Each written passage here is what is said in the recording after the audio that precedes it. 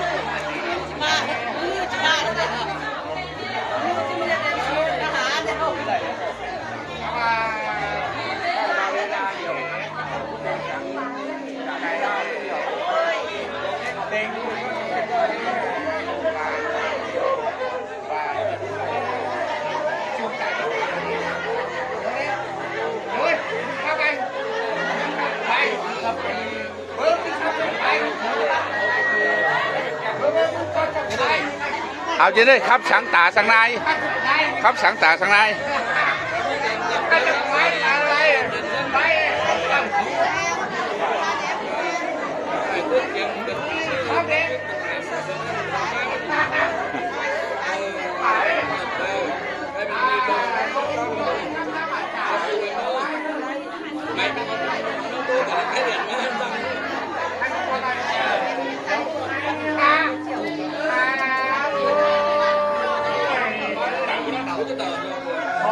เอาจุงจ่าโต๊ะเลยเอ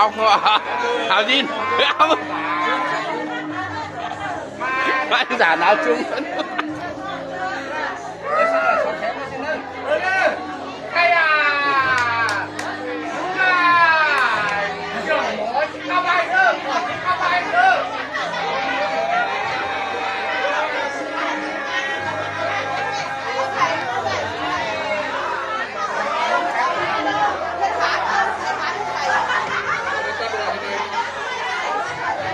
นั้นไก่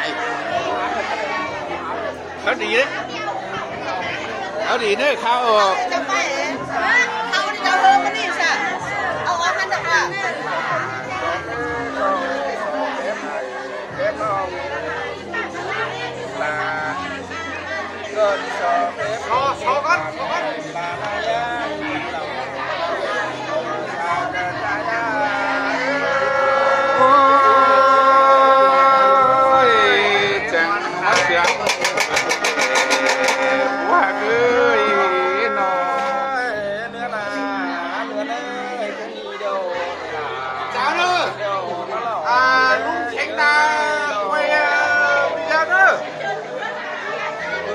ขอก่อนเก่าส่วนหลวงก็ที่ร้อนขอคนเลยตลาดลูกบ้านเก่าส่วนพอแล้วก็ที่ร้อนใช้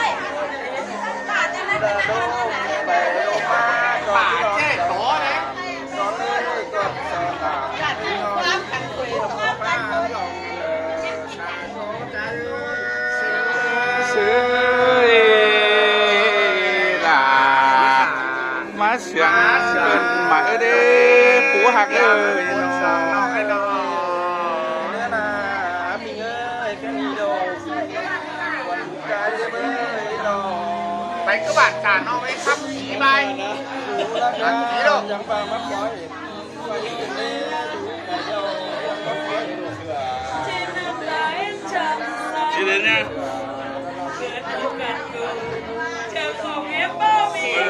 แน่นอนนะ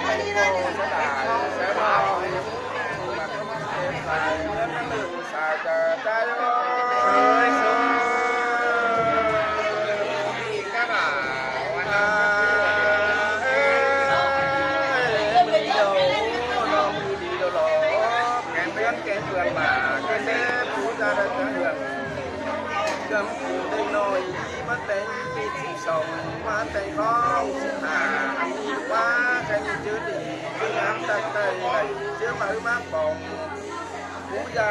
ก็จะใส่ป่าอันนี้อันป่าเลยcho dù cấp cấp tà na na hương này cái lại thầu có gắn quần trái gắn thầu đấy tròn đây anh được quá mà son cái tà cũng buồn tu bê mà tên ngấn chỉ mà nữ là ta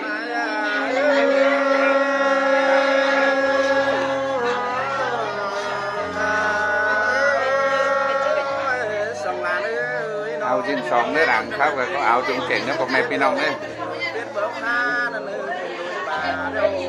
sáng đổi bà không bay này cần đeo bên túi nhẫn đồ đồ lan bà xa có trái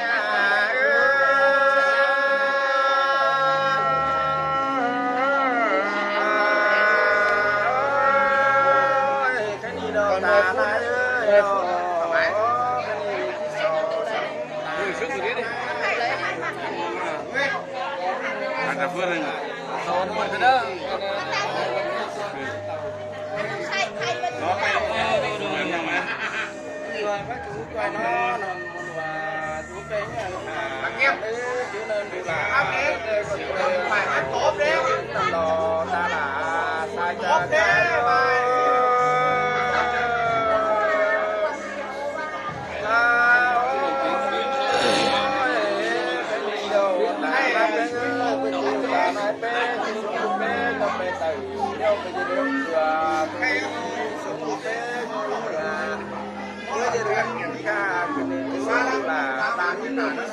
ra đeo ná mới cho này ngân mỹ là đi để ươn tà nai bé ơi cũng dân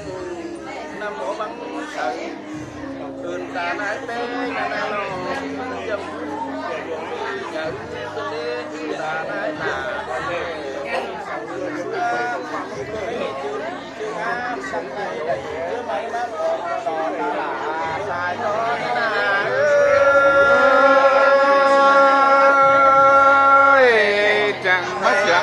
vấn đề phú hàng ơi là bé ơi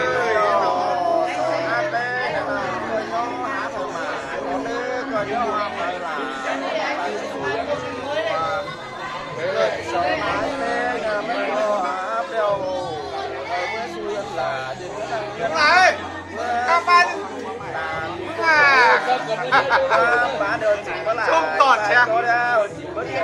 đón em này nói tám sẽ bài con dài bờ lúc cây tà chú cốt nó nà con dài hải non ba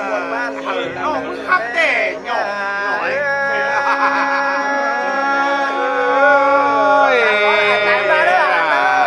má sườn cần đi hạt cái nọ mày đi thì mót sợ tôi có hướng bà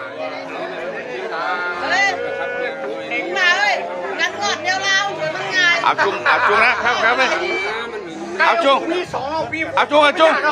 ครับพี่ของสามขอดิก็รอดสูแล้ว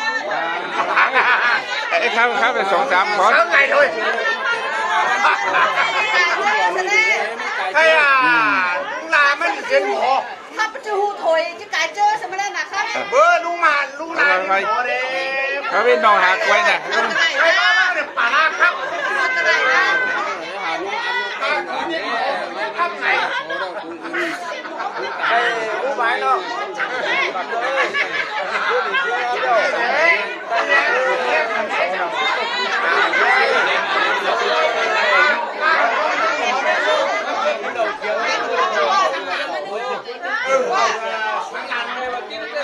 bà sao sáng nản nhất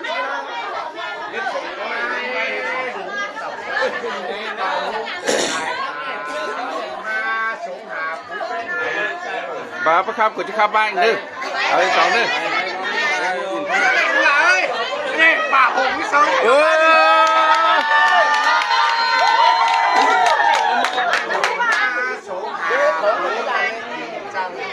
em không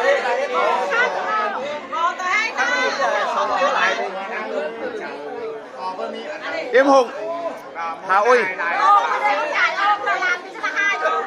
โอ้หนีกันโยมันอิ่วเดียวอ่ะมันนี่หาไปเด้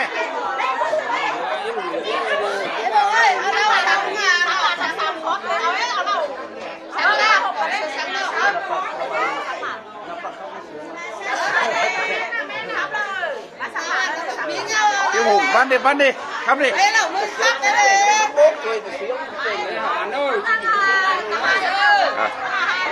เป็นหนาห้ายังไม่ได้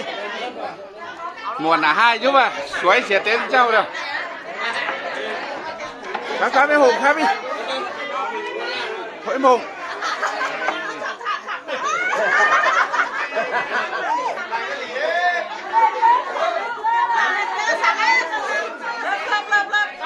เอากันตอนฟังเนอะให้เอ็มหงครับบ้านหนึ่งอ่ะสังน้อง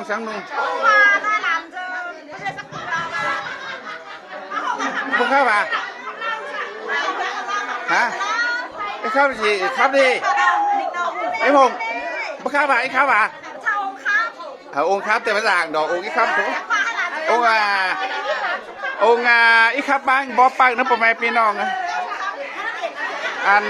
เน่นาบุญปันนาโอ้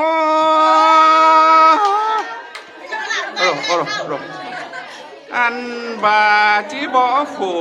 เป็นเปิดตั้งเฮียปุ่นลาก่อนเด้อฮักเอ้ยนอจังก้อยเสียงอาสานายได้จุ่มชิ้นด้วยเจอขอคุมแต่น้อยเป็นงำใจเสือได้เดินอย่าตุกเรือบ่าวไก่เปื่อนไต้นวลตองสั่งเนื้อเนื้อ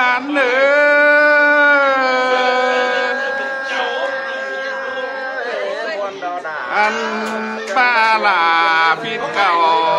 ตามจ้องก้อยคือลมฝัวเทเนื้อด้ว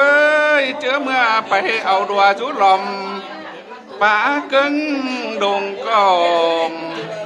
ดูเนี่ยอ่างขับเบาสังเมื่อยังสาวสั่งได้เนอบุญปัญหาเนอ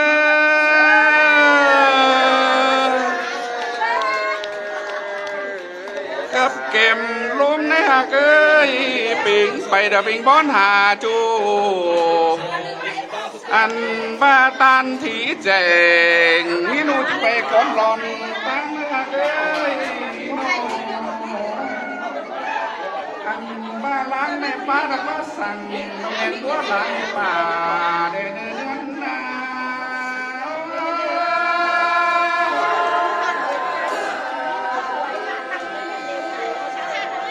อัน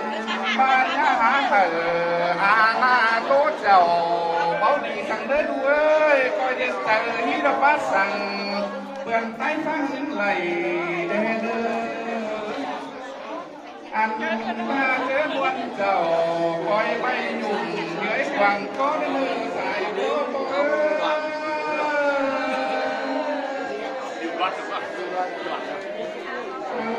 มาหัวเอามือจะซื้อแต่แทงจริงเสียเจ้าเลยนะน้องอันมาหัวกอดถอยกอดเบาไต้เพื่อนที่เจนั่งโตอันบ้าเกดเล่นบนป่าหัวบนมดเนื้อไผ่ก็มีผู้เอ้ยก้อยขายใส่ซื้อบ่อต่างแดงเล็กหลายหัวไก่ของพิษเจอเราตานเห็นหน้าอันบ้าเชื่องป่าตอกตะบนพาลังกะตุ้นอันนั้นเขาว่าเป็นแม่ป้าผู้ว่าสมเหล่าได้เนื้อ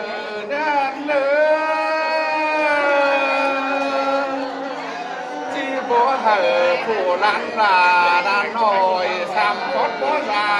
ถอยเนื้อเลย